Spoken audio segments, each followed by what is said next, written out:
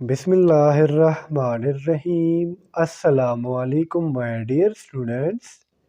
This is me, Bilal Ahmed, and you are watching my YouTube channel, All Park Forces. Students मेरा थोड़ा गला ख़राब है इसलिए मैं स्लो बोल रहा हूँ। ये वीडियो मैंने इतनी दफ़ा बीच में कट की है कि मैं आपको बता नहीं सकता। एक दफ़ा 3 MCQs किए, फिर बीच में कट की, फिर 3 MCQs किए, फिर बीच में कट की। हाँ, तो मैंने लास्ट में सोचा कि वीडियो मैं मतलब थोड़ा मैं स्लो बोल लूँगा, तो इसलिए मैं अगेन रिकॉर्डिंग कर रहा हूँ। तो आप लोगों ने वीडियो के साथ एंड तक जुड़े रहना है और वीडियो को कहीं से भी स्किप नहीं करना। So without wasting any time let's start the video. हमारा फर्स्ट एमसीक्यूज है, the temperature at which water boils depend mainly on. यानी स्टूडेंट्स वो टेम्परेचर जिस पे वाटर जो है बॉइलिंग करना स्टार्ट करता है वो किस चीज़ पर डिपेंड करता है। So the correct option is air pressure, यानी option C is the correct here. अब एयर प्रेशर क्या है? स्टूडेंट्स हमारे एटमॉस्फेयर में जो एयर मॉलिक्यूल्स होते हैं वो हमारे अर्थ पर जो डाउनवर्ड में एक फोर्स लगाता है, इसको हम कहते हैं एयर प्रेशर। या हम इसको कुछ यूँ डिफाइन कर सकते हैं कि एयर मॉलिक्यूल्स का अर्थ सरफेस पर डाउनवर्ड में प्रेशर लगाना, इसको हम कहते हैं एयर प्रेशर। एमसीक्यूज नंबर 2 है हमारा, fuzzy logic is a part of. Fuzzy logic जो है ये कंप्यूटर साइंस का पार्ट है, यानी option C is the correct here. Fuzzy logic में हम करते क्या है, जो इम्पॉसिबल रिप्रेजेंटेशन होते हैं प्रेजेंटेशन होते हैं हम उसको प्रेजेंट करते हैं। एमसीक्यूज नंबर 3 है हमारा, melanoma mean skin cancer is associated with. तो स्किन कैंसर क्या है? स्किन कैंसर बेसिकली इसमें होता क्या है, जो हमारे स्किन सेल्स होते हैं वो डेवलप्ड हो जाते हैं abnormal. Means abnormal development of skin cell is known as skin cancer, या वी कैन से मेलानोमा। अब फिर स्किन कैंसर जो है ये किस चीज़ की वजह से काज होता है? तो बेसिकली ये काज होता है ड्यू टू ओजोन डिप्लीशन, यानी option D is the correct here. अब आपके जहन में क्वेश्चन आ रहा होगा कि स्किन कैंसर का ओजोन डिप्लीशन से क्या ताल्लुक है। तो स्टूडेंट्स आप लोगों को पता है कि हमारे एटमॉस्फेयर में सूरज के नीचे, सूरज के बहुत ज़्यादा नीचे एक लेयर लगी हुई है जिसको हम कहते हैं ओजोन लेयर। जो करता क्या है, सन से जो रेडिएशंस आते हैं अल्ट्रावायलेट रेडिएशंस को फिल्टर करता है। और सुन, जब ये ओजोन लेयर इसमें कुछ डिप्लेशन आ जाए, इसमें सुराख हो जाए, तो इससे जो है UV radiations mean ultra violet radiation पास हो जाते हैं। और अल्ट्रा वायलेट रेडिएशन स्टूडेंट्स ये मेन रीज़न है स्किन कैंसर का। तो इसलिए मेलानोमा जो है या स्किन कैंसर है ये एसोसिएटेड है किस चीज़ से? यूवी रेडिएशन या ओजोन डिप्लेशन से। एमसीक्यूज नंबर 4 है हमारा, water vapour is. Water vapour क्या है? तो जब हम वाटर को जो है हीट देते हैं बहुत ज़्यादा, तो एक टाइम ऐसा आ जाता है जो वाटर इवापोरेट कर जाता है। तो ये जो वाटर वेपर्स है ये क्या है? बेसिकली स्टूडेंट ये गैस है, यानी option B is the correct here. Since water vapour को जो है हम गैशियस फेज ऑफ वाटर भी कहते हैं। अगर कोई आपसे पूछे कि वाटर वेपर्स की डेफिनेशन एक्सप्लेन करे या बताए, तो आपने उसको कहना है कि gaseous phase of water is known as water vapours. Excuse number 5 है हमारा, the blueness of the sky is mainly due to. यानी सुन, जो हमको स्काई है ये ब्लू नज़र आता है, इसकी रीज़न क्या है? तो इसकी जो मेन रीज़न है वो है scattering of sunlight by air molecules, यानी option D is the correct here. Student जो सनलाइट होती है इसकी स्कैटरिंग हो जाती है किन चीज़ से? एयर मॉलिक्यूल्स की वजह से, जिसकी वजह से जो स्काई है ये हमें ब्लूइश नज़र में आता है। एक्सक्यूज नंबर 6 है हमारा, fatal degenerative lung disease caused by particulate asbestos is referred to as. Student यहाँ पर समझने वाली दो बातें हैं। एक है फेटल डिजीज़ या फेटल लंग डिजीज़, और एक है एस्बेस्टोस। फिर फेटल डिजीज़ हम ऐसे डिजीज़ को कहते हैं जिससे एक इंसान की, एक लिविंग थिंग की डेथ काज होती है। अब जो फेटल डीजनरेटिव लंग डिजीज़ है इसकी काज क्या है? इन्होंने कहा हुआ है कि एस्बेस्टोस की वजह से काज होती है। जब हम स्टूडेंट्स एस्बेस्टोस फाइबर्स को इनहेल करते हैं तो इसकी वजह से fatal degenerative lung disease cause होता है और इस कंडीशन को हम कहते हैं एस्बेस्टोसिस, यानी option B is the correct here. Students अब ये डिजीज़ में आपको सिंपल सा समझा देता हूँ। जब हम एस्बेस्टोस पार्टिकल्स को, एस्बेस्टोस फाइबर्स को इनहेल करते हैं तो इसकी वजह से लंग की एक डिजीज़ काज होती है जिसको हम कहते हैं एस्बेस्टोसिस। एक्सक्यूज नंबर 7 है हमारा एसिड डिपोजिशन काजेज। यानी स्टूडेंट्स अगर हमारे पास लेक्स में या पोर्स में आप कंसिडर कर सकते हो उधर बहुत ज़्यादा एसिड डिपॉजिट हो जाए तो इससे क्या काज होता है। तो बेसिकली इसका जो करेक्ट ऑप्शन है लेक्स एंड फॉरेस्ट डाई।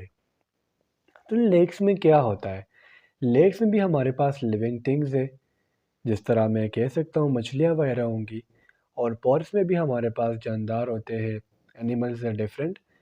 तो इनकी डेथ काज हो जाती है क्योंकि स्टूडेंट्स एसिड जो है ये हमारे पास बहुत ज़्यादा डेंजर है टू लिविंग थिंग, जिसकी वजह से इस स्टेटमेंट का करेक्ट ऑप्शन है कि एसिड डिपोजिशन जब होंगी तो उससे जो लेग्स एंड पॉर्स है वो डाई हो जाएंगे। एक्सक्यूज नंबर 8 है हमारा in human body there are blank kinds of bone. तो जो ह्यूमन बॉडी है इसमें बेसिकली हमारे पास 4 काइंड्स ऑफ बोन है, यानी option D is the correct here. अब वो बोन के नाम कौन कौन से हैं। The first one is your long bones, जिसके अगर मैं आपको एग्जांपल दूं तो इसकी एग्जांपल है सिस्माइड बोन्स। दूसरी बोन्स की टाइप है शॉर्ट बोन्स, जिसकी अगर मैं आपको एग्जांपल दूं तो जो हमारे टार्सल्स होते हैं मेटाटार्सल, इसकी एग्जांपल ये है। इर्रेगुलर बोन्स, जिसकी मिसाल है स्पिनाइड या हार्ड बोन। और जो नंबर 4 है वो है फ्लैट बोन्स, जो है स्केपुला। एमसीक्यूज नंबर 9 है हमारा सेलेनाइजेशन इज ब्लैंक। सो सेलेनाइजेशन का मतलब क्या है। सेलेनाइजेशन का मतलब है accumulation of salt in soil, यानी option D is the correct here. सुन जब साइल में हमारे पास बहुत ज़्यादा साल्ट अकोमुलेट हो जाए तो इसको हम कहते हैं सेलेनाइजेशन। अब सुन जो सेलेनाइजेशन है ये काज कैसे होता है। सेलेनाइजेशन का जो मेन रीज़न है वो है वाटर फ्लड। जो मेन कैरियर है साल्ट का वो है वाटर। एक जगह से दूसरी जगह साल्ट किस तरीके से पहुंचता है, this is basically because of water. Question number 10 है हमारा types of bone in human body are long, short, irregular and flat, यानी option B is the correct here, जिसको ऑलरेडी एमसीक्यूज नंबर 8 में हम डिस्कस कर चुके हैं। मैंने आपको कहा कि लॉन्ग बोन्स की जो एग्जांपल है वो है सीज मॉइड बोन, ठीक है। और शॉर्ट बोन का जो मैंने एग्जांपल दिया मैंने कहा वो है टार्सल्स, ठीक हो गया। फिर मैंने क्या कहा कि हमारे पास जो इर्रेगुलर बोन्स है उसकी मिसाल हमारे पास क्या है, हाइट बोन HOID। और फ्लैट बोन की मैंने आपको मिसाल दी कि इसकी एग्जांपल है स्केपुला। क्वेश्चन नंबर 11 है हमारा the अर्थ's atmosphere is divided into layers based on the vertical profile of। Students मैं हमेशा 98% वर्क खुद करता हूँ, तो इसलिए ये जो एमसीक्यूज़ है ये आप लोगों का होमवर्क है। इसका करेक्ट ऑप्शन आपने मुझे लाजमी से बता देना है। क्वेश्चन नंबर 12 है हमारा the gradual physiological adjustment to slowly changing new environment condition is known as. Student first of all आप लोगों को स्टेटमेंट की समझ आनी चाहिए। अब ये जो स्टेटमेंट है ये मैं आपको दूसरे वर्ड में अच्छे से समझाता हूँ। स्टूडेंट देख के आपको पता है कि हमारे एनवायरनमेंट में हमारे क्लाइमेट्स में चेंजेस आते हैं। अब अगर एक ऑर्गेनिज्म इस क्लाइमेट के चेंजेस के साथ अपने आप को एडजस्ट करता है तो इस कंडीशन को हम कहते हैं एक्लेमेटाइजेशन, यानी option A is the correct here.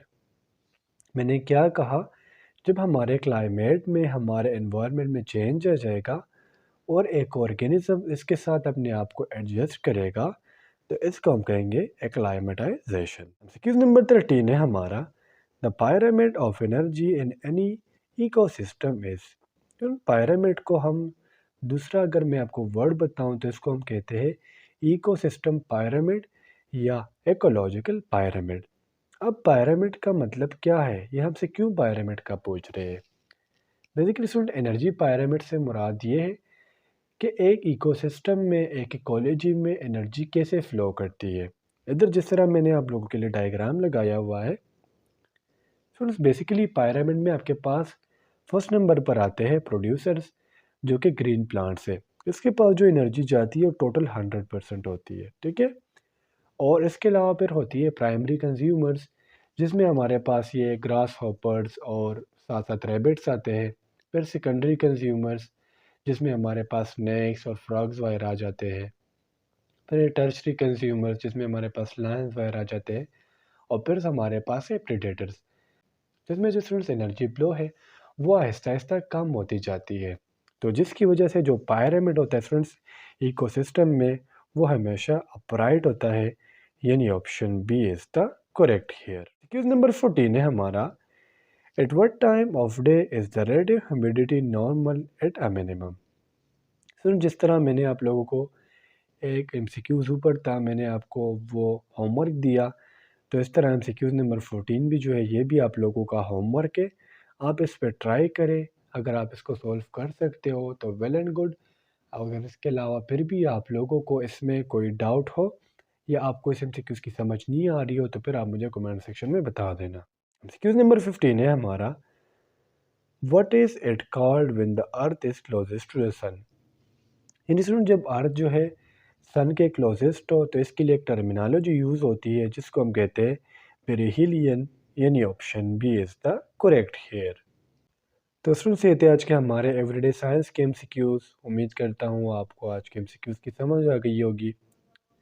और स्टूडेंट जो मैं आपको होमवर्क देता हूँ ये जस्ट फॉर योर प्रैक्टिस, अगर आप इनको सॉल्व कर सकते हो तो अच्छी बात है, और अगर आप सॉल्व नहीं कर सकते तो आप मुझसे कमेंट सेक्शन में पूछ सकते हो। इंशाल्लाह अगली वीडियो में मिलते हैं, तब तक के लिए मुझे इजाज़त दीजिए। मुझे अपने दुआ में याद रखिए। अल्लाह हाफिज़।